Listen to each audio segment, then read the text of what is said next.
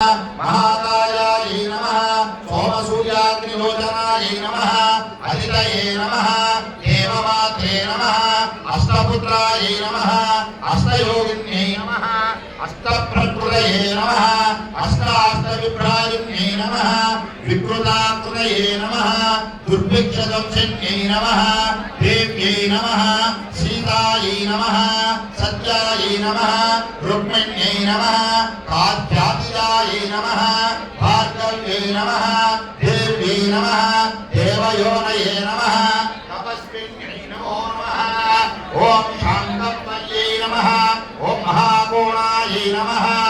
ओम गरुडोपरिसंस्थितायै नमः ओम सिंहगायै नमः